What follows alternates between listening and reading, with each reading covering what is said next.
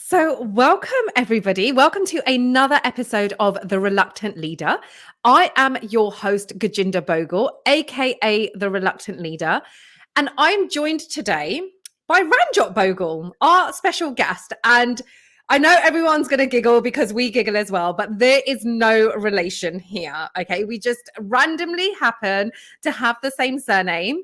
We're obviously sisters from other misters, but we are actually not related. So we've got that out of the way. And by way of introduction, Ranjot, welcome to the show today. So excited to speak to you. We've got so much we're going to cover today, which I don't think we've actually covered in any of the episodes we've had so far. So really excited for today's show. Would you like to introduce yourself to everybody? Yeah, of course. I am Ranjot Bhogal. I'm a counseling psychologist and a published author. So I am now in my own private practice full time, and I specialize in supporting South Asian women to break through cultural conditioning and limiting beliefs so that they can live their life on their own terms. I love that. And do you know what? Such a well needed service within the community as well. So, Ranjot, tell me, why did you start your business? Why and what made you want to turn what you know into a business? So I caught COVID in January 2021. Okay. And I got so sick and I took so much time off my paid job at the time. And Wow. something just felt like I needed more. I didn't want to rely on just being employed. I felt like something was going on here, and I started to recognize twice a year, and it'll be the same time of the year, I kept having time off work because I'd get ill and I was burning out. And I thought this isn't sustainable long term. And I started to really get into my spiritual practices and realize actually I need to leave an employed job. This isn't for me. And I started to think about how do I turn what I love in terms of supporting people with therapy into a successful business. And that's when really Mm. started to invest in myself, in coaches, because I knew I had to do it. I just needed to do it. That is my purpose in life. Wow. And when you say you were ill for a long time, what does that look like? How long are we talking about? So with COVID, I was off for 6 weeks, and then last year I was off with gastritis for 3 months. 3 months. And, yeah, you're right. These illnesses are, they make you stop, don't they? You literally cannot do anything when you are ill. And that's the number one kind of priority. So, okay, so you were ill and you knew you had to do something and you went through coaching. And I know this, and this unraveled a lot, didn't it, for you? Mm, And it normally, there's a saying, isn't it, that coaches need coaching, therapists need therapy, and it's never a bad thing. But you've been supporting people with so much stuff over the years. And for the first time, you started to get support. mm. What did that feel like for you? It was really hard at first because even though I've had therapy when I was younger, this felt different. This felt Mm. like I was going to be judged. Am I going to be judged because I'm a Yes. psychologist who's qualified now Mm. and I'm reaching out for support saying I feel really anxious about my health? But the response that I got from everybody was so welcoming, and it was I just felt held. It's liberating, isn't it? It really is. And I really felt like this is a sisterhood of people that I could rely on without judgment. And to this day, I always say to everybody, go to therapy, get a coach. Everybody Mm. needs one.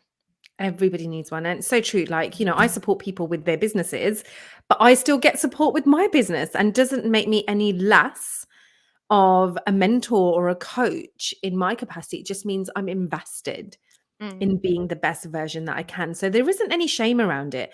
And let's talk a little bit about shame because obviously we are both South Asians.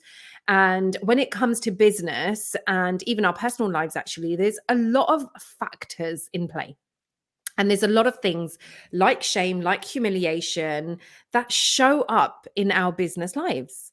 Can we just talk about that a little bit? And can you let us know what you've experienced and what you've seen other people experience in their business journeys? Yeah, absolutely. It's for me personally, I feel like sometimes it's something I've got to hide. Like a lot of people, well, now they'll probably find out, don't know that I've left the NHS because there's just that shame of what are people Mm. going to say. And it's not that I'm bothered. It just feels like I don't want it to be part of a community discussion of why she done it and, it's such a bad thing. And I don't know if I It's a should little bit be of an exclusive. a bit, yeah. Wow. I'll let you know when this episode drops in case you need to warn anyone. I'll just be off the grid for a little while. While you firefight telling everybody that you've left the NHS. Wow. So, okay, you were part of this massive institution, the Mm, NHS. And this is a big thing because I do want to talk about this a little bit. This is a big thing in the Asian community. If you are part of the NHS, if you work for a bank, if you are a civil servant in any way, that for Asian community is a job for life, yeah, and you don't leave it. that was me. Yeah. So you've left that now. Yeah, And how does that feel? How does that feel?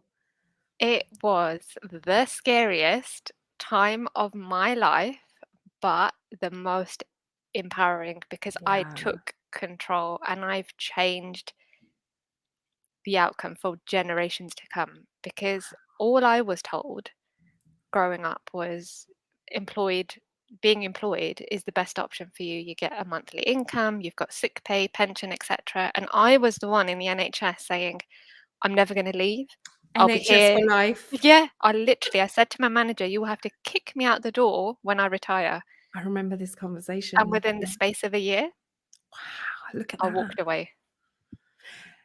Oh my God. Okay. So I'm going to really pick this apart a little bit. So, Hmm. all your life, you never dreamed of having your own business. Never. It was never a dream for you. NHS all the way, NHS until I die or someone drags me out of that Exactly. place. But you started to get support and you knew you needed support. So, what changed? I realized that I was supporting somebody else to achieve their dreams. I was working all hours of the Yes. day, investing so much time and energy for somebody else. Yeah. And I put all my dreams on hold. Mm. That's such a realization.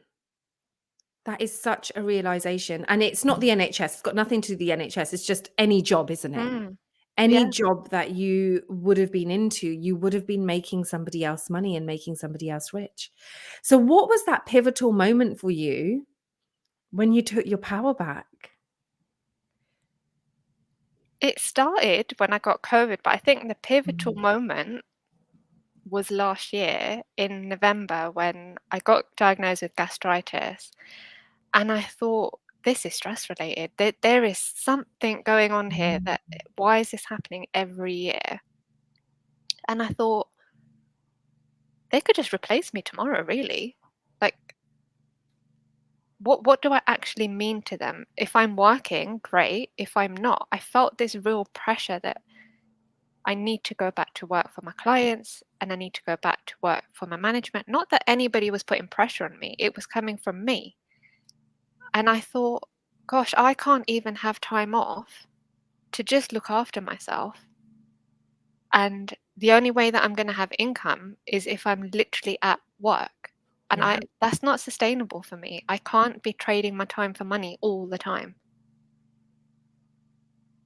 It's so, and we were just talking about this. We were literally just talking about this that winter is a hibernation phase. And actually, as humans, as species, we should be hibernating right now. And we shouldn't be doing all the things that we need to do that makes us show up and get out of bed and, all of that stuff. But unfortunately, until we build our businesses up in such a way, we have to do exactly that. So you were presented with symptoms which was Mhm. your health. You're presented with health symptoms, which probably a lot of people have. Probably a lot of people have these health symptoms, but they just take medication and they just carry on with life. But you done something about it. And I Mm. just want to talk about some of these symptoms because it's not just health related. Mm. There could be some other symptoms that show up in people that are telling them something is wrong. And I know you're a massive advocate, and there's a few things I've written down here. And another one of those is anxiety. Mm. So, how does anxiety show up as a symptom that something is wrong? So the number one thing for me was avoidance. So I started Mm. avoiding people. I signed myself off work, so I was avoiding work. Um, and you get these physical sensations as well, and it literally just takes over your body. It's like you start shaking, you can't breathe, and your chest gets really heavy, and your heart rate's going really fast. And in that moment, you just feel like something really bad is going to happen, and your mind is racing, and you're thinking of the worst case scenario happening. And it until you experience it, it's honestly the most awful feeling in the world, just waking up with that dread in the morning. And it doesn't even have to be for a particular reason. Mm. I just used to wake up and feel in the pit of my stomach that, oh gosh, I can feel it. It's there. What is today going to be like? And you never want that. And can you just describe then? Okay, so you've got that feeling. How do you Mhm. wake up today? God, I wake up with a bounce in my step that I look forward to getting up in the morning. Number one, I get to sleep on time and I get the amount of sleep that I want, and my sleep's improved. I can wake up later because I'm choosing the hours that I want to work. I'm not being pushed to do a 9 to 5, which is so liberating. So I've set myself up with a morning routine. I can cook myself fresh meals for the day. That life is completely different and it's on my terms. Wow. Yeah. Do you know what? When I go and do the school run, I have to do the school run in the mornings, and it reminds me a little bit of the commute that I used to do. And I'm like, oh my God, every time I have to go out and do the school run in this weather, I'm like, I'm so glad I'm not commuting into the office right now because I can't believe we do things like that for so long, Yeah. that we put up with things like that for so long, thinking it's normal, Mm. realizing it's so not normal, but then not doing anything about it. And you mentioned sleep here, and I really want to talk about this because I know about your sleep patterns. I knew you And would do this. I have to because I'm still so fascinated. And I don't want to ruin it, but can you let us, everybody, know what time you go to bed in the evenings? 8 o'clock. Do you know, even my kids aren't in bed at that time. I aim for 8 o'clock. It's the perfect time for That is me. amazing. And how did you work this out? How did you work out what is the perfect time for you?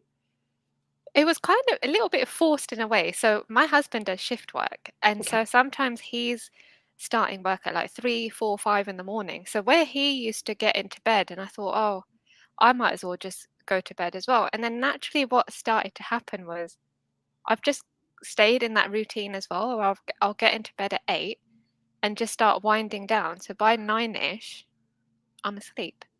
I love that. So then, Ranjot, there is a behavior Mhm. amongst a lot of entrepreneurs that I've seen. And one of those behaviors is working well into the night Mhm. to try and get stuff done. So you don't have that problem. And why don't you have that problem?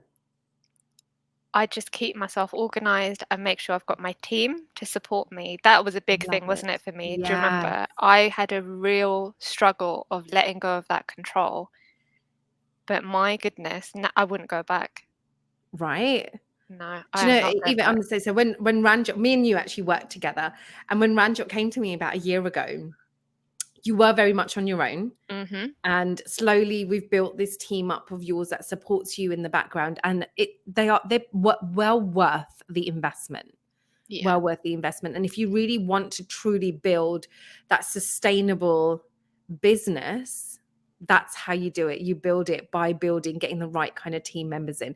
So you've got your team members and you're super organized. So you get everything done during the day so that you can be in bed by 8 o'clock. And what time do you Mhm. wake up in the morning? 6 o'clock. Wow. That's a lot of sleep. That's why you're so tall, isn't it? It's Yeah. people. So it's a delusion when you see Ranjot, because I don't know why you just assume like you're quite petite, but you are so tall in real life. And this is what my parents told me, that if I slept more, I would be taller. And you are the epitome of that. There You you are go then. proof that if you sleep more, you will be taller. You will be taller. Yeah, Oh. I am 5'9". I've gone on my dad. It's amazing, absolutely amazing. It's just, and do you know what? This online world is actually the best thing ever, because you just make so many assumptions when you're on Zoom, and then when you're in person, you're like, "Oh, hi, Rachel." And it was a bit like that when we first met in person as well, which was quite funny. Okay, so going back onto our topic. So when you were younger, I want to take it back to when you were younger, because obviously a lot of the stuff that happened in your childhood did shape a lot of your journey up until Mm. now, up until you done the work to really see what was going on. Can you talk us through a little bit like that? So what was that like? What was your journey in childhood like, which has shaped who you are today? All I can remember, like the majority, I think from year 6 or year 5 onwards, I was quite poorly with coughs and colds constantly, and I had so much time off school that all I kept being told was, "You're not really going to amount to anything. Like, just try and get through your SATs, or just try and get through the next bit." And so my parents obviously got really worried, and they got me a tuition teacher, and I smashed through my SATs, I smashed through my GCSEs, and Yes. yeah, it literally, like, I remember my dad cried when I got my GCSE Oh results my because gosh. they were just told she's not going to amount to anything, she's having too much time off school. And psychologically, so, Mm, I have done a little bit of psychology myself. It labels, right? And mhm, it could easily have become this self-fulfilling prophecy. See what I yep. did there? But you didn't let it. No.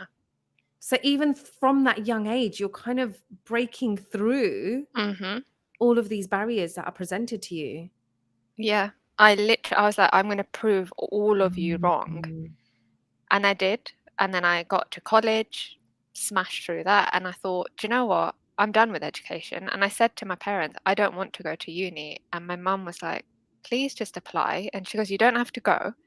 You can do your beauty therapy on the side, but please just apply." Hello, beauty therapy? Yeah, that's what I wanted to do, and I did it on the side. Oh, you didn't know that about me, did you? No, I didn't. No. Wow, today I'm a we jack are of all really full trades of, here. yeah, we're full of exclusives today. So hold on a minute. Okay, we're going to come back to beauty therapy, because I don't Yeah. want to take you completely off topic. But your mum wanted you to go to university to do your beauty therapy on the side. Yeah, and so I thought, okay, out of all the A levels that I enjoyed, I'll pick psychology. And I applied and I got in, and I thought, okay, let me just do the 3 years and get the tick that they Yeah, want. And yeah. and I really enjoyed it. And I thought, actually, I want a career in psychology. And that's when I really started to think about how am I going to take this forward. But I literally winged it. I Wow. made my life decisions on a whim, like on last minute. Would you say intuition? Yeah. Mm, It was my calling. I just yeah. know this is where I'm supposed to be.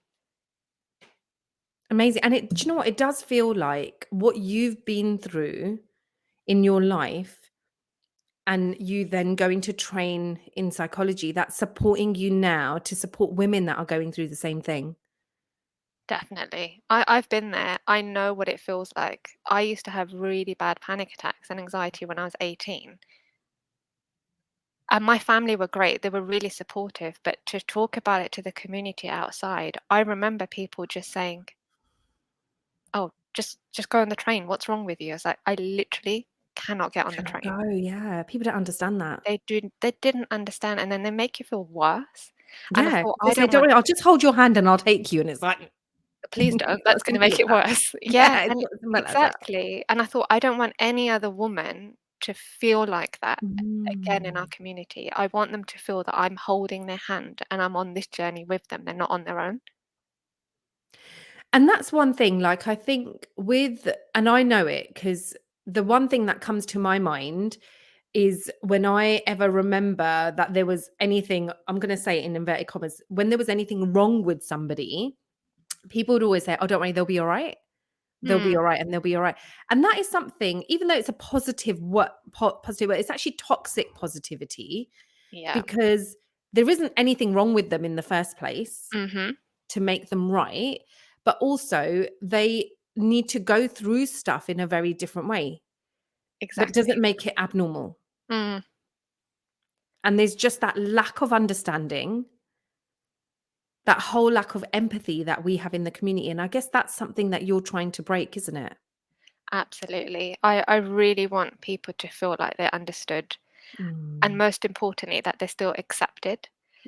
Because Yes. when people have mental health difficulties, all I hear from my patients, and it's really sad, is, "Oh, my parents have told me I'm not allowed to go to family functions in case, I do something." It's like, what could you possibly do? Possibly do. Yeah.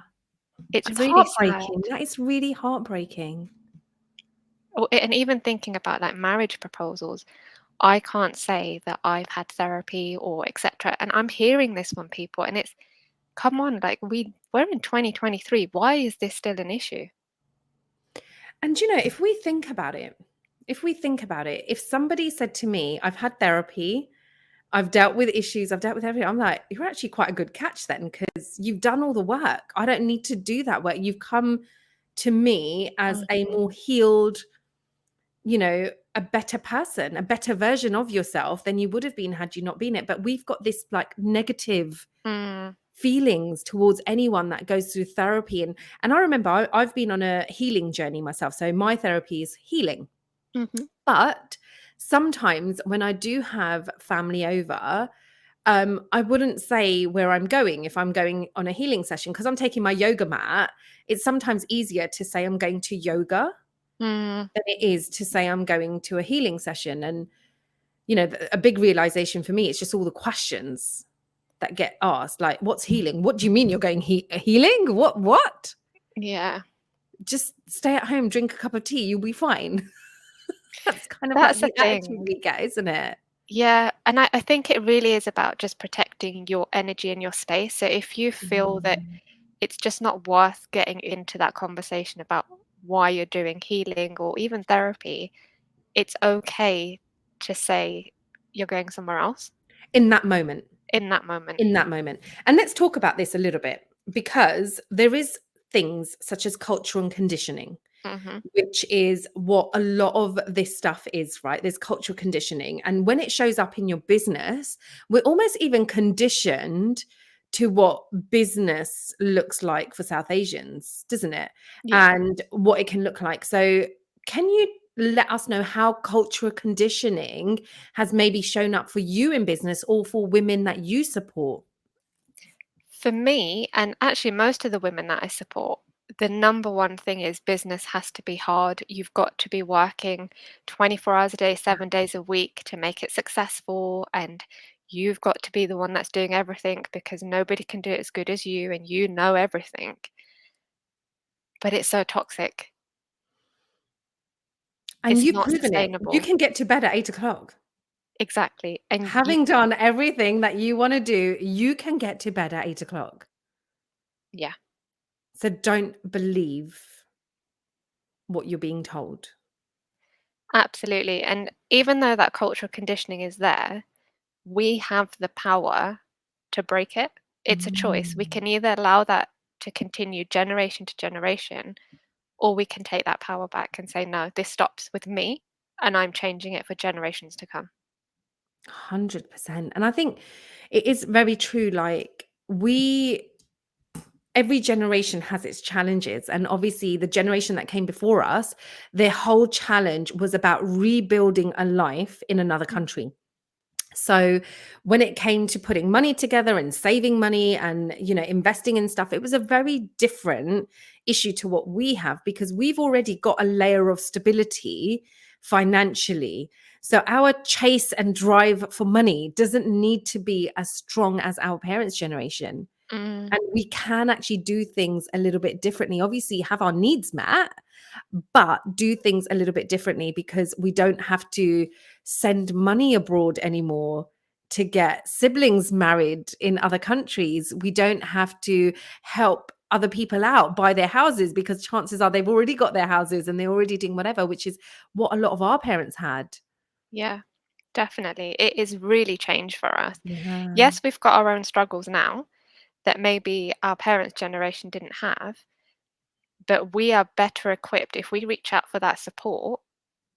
Absolutely, there are people there to support you through it.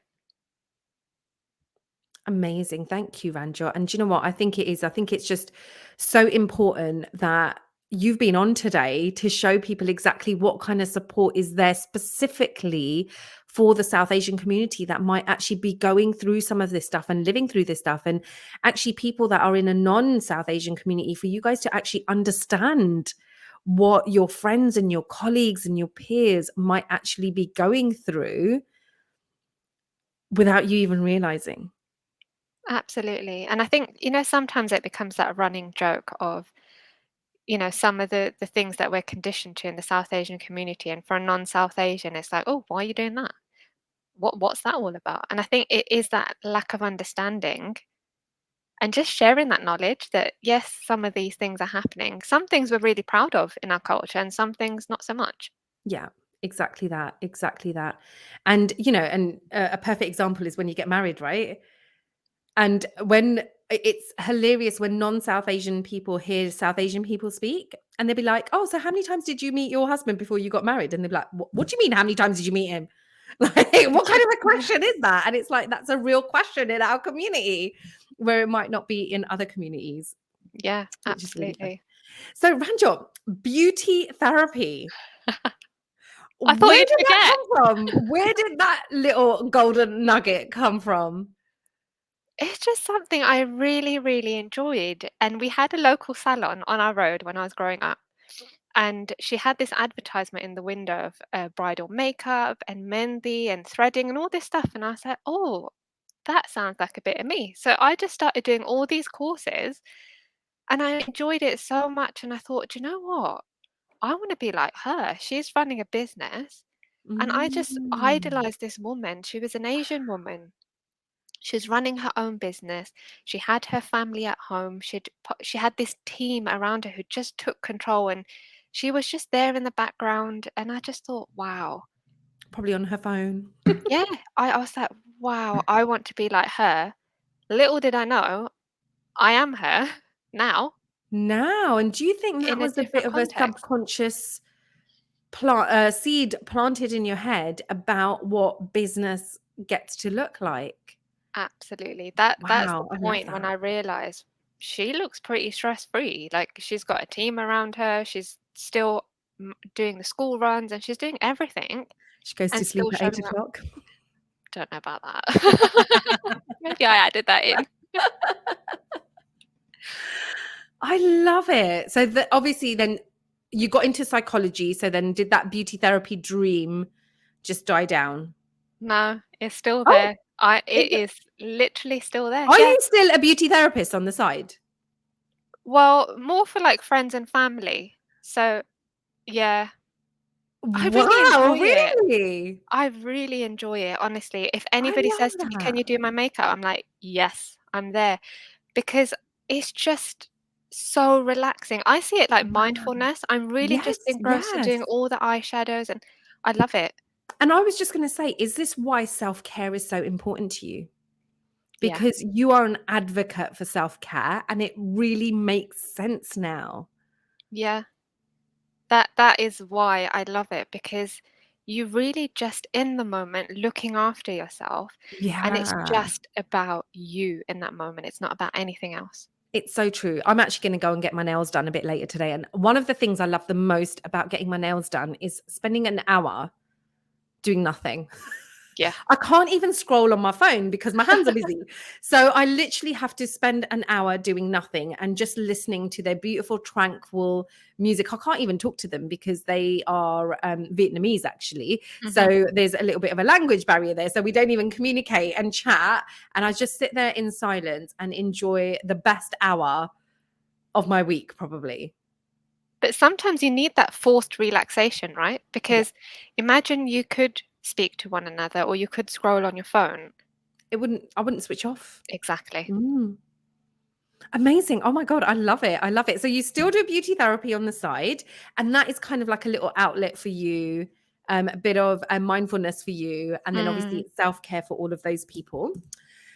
And you've got your psychology business.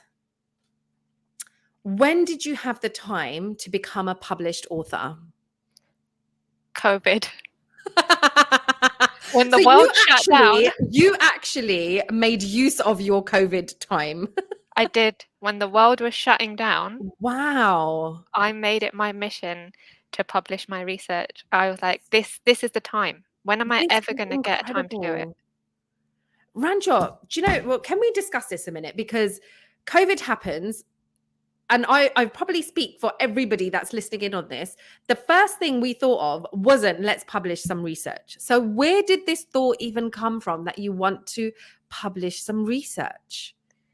It's something that was always on my mind. I just didn't have the time because, as I mentioned earlier, I was so stuck in that 9 to 5 that by the time it got to the end of the day, I was like, oh, the last thing I want to do is sit on a laptop and write up some research. And so when the world shut down, I was like, this is the chance. I'm never going to get this chance again. Use these next couple of weeks to get it done. And I did it.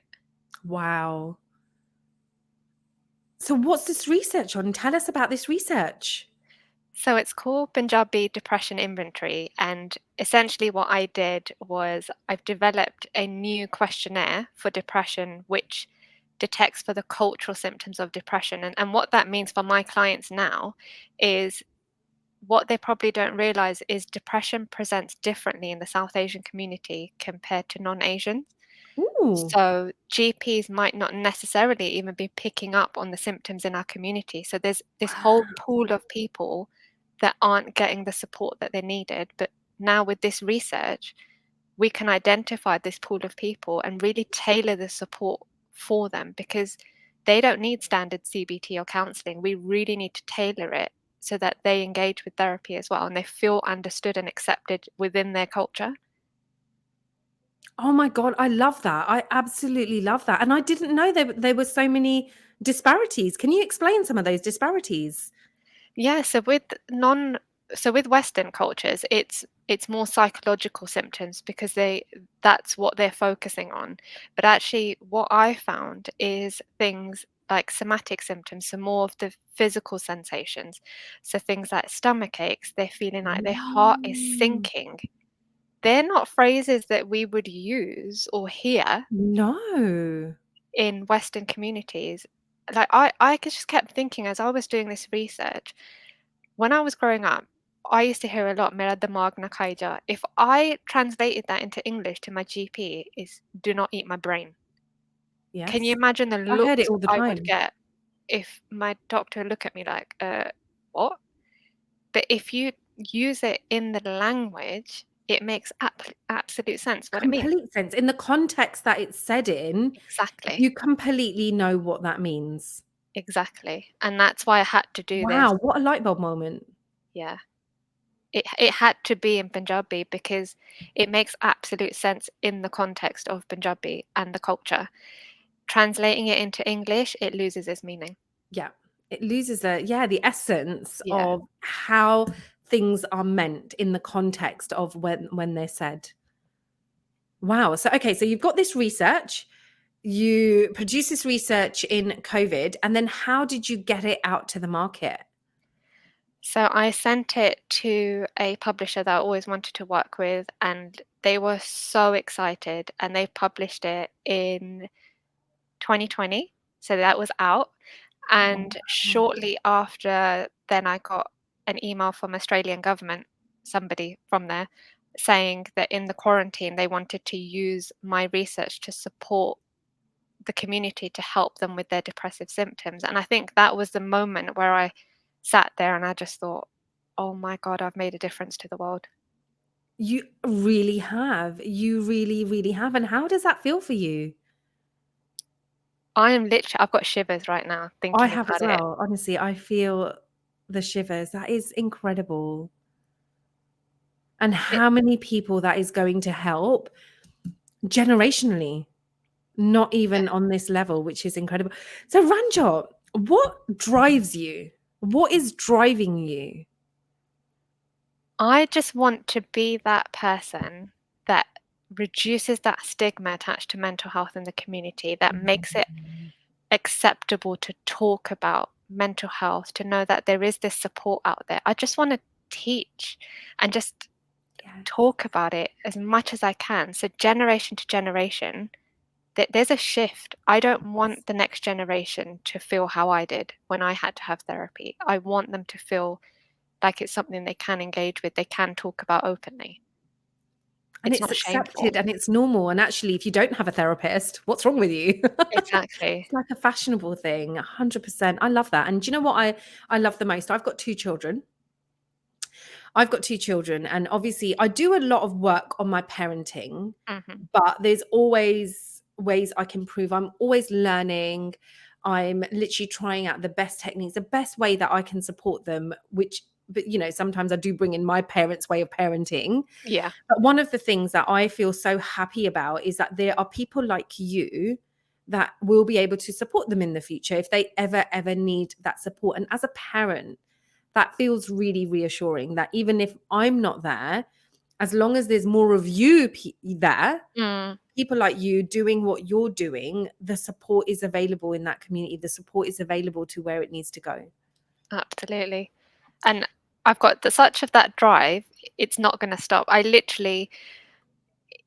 have so many projects in my head, and my husband's I was always just like, gonna, "Can you what just more can stop?" you do? What more can you do? So you've already published research, you're doing all this amazing stuff in your business. What more is coming for Dr. Ranjot Bhogal? So I've literally just written another book chapter on race and diagnosis in counseling psychology, Ooh. so that should be out next year. Um, and there's just some I want to develop a group actually for South Asian women. So we have, yes, the therapy side, but I also want to build that community on that support network of other women that they can reach out to because there's Mm. still such a shame attached to it. There is. And sometimes there's nothing better than a random South Asian woman acting as your biggest cheerleader Mm, because we've tried it with our family and friends and we're still in that position, and sometimes you need the power of a like-minded stranger who's going to be in your corner. yeah, absolutely. And sometimes we wait for family members, and unfortunately, they may not change. So, No. what are you waiting for? Exactly. So this community, you've actually got a Facebook group, haven't you? Is that the Facebook group that you're bringing this community together in? Brilliant. Because I will drop the link in the comments section. So if anybody is listening, you can just jump in that link and you can get access to this community if you need it. So Ranjot, we are coming to the end of our conversation, but I've been so inspired by our chat. And I'm sure there's a lot of women out there and even men, hopefully, listening to this conversation that probably need the support that you provide. So, two questions actually. Is there any advice you can share with anybody? And how can people get in contact with you? So, the advice that I would share is if you feel that you can't talk to anybody, speak to your GP or even reach out to myself and let's talk through it Mm. together because you're not on your own. I'm always here, to support you through that. And you may feel that there are no solutions to what you're going through, but I guarantee there's always absolutely a solution. If Yeah. you share it with somebody like myself and we can come up with solutions together and make things easier for you to live life on your terms, it can absolutely be done. And don't feel that you can't change that pattern because you can. So, So, don't suffer in silence. exactly. Do And not suffer in silence. don't suffer in silence. And your voice is your biggest power. Love that. Thank you, Ranjot. And I've dropped some contact details below, but what's the best way for people to reach out to you? Email would be the best. Okay. So info@ranjotbogal.co.uk, which is just at the bottom there. Ranjot, thank you so much for joining me. I've been working with you for a year now, and thank you for sharing so many more golden nuggets with me, which have absolutely been amazing. It's been amazing to almost get to know you all over again as well. And I guess sometimes even we don't have a chance to have this conversation, which has been really, really amazing. So thank you so much. Thank you to all of our listeners, to everyone that's watched this episode as well. And we will be back soon with another amazing episode and another amazing guest. Thank you.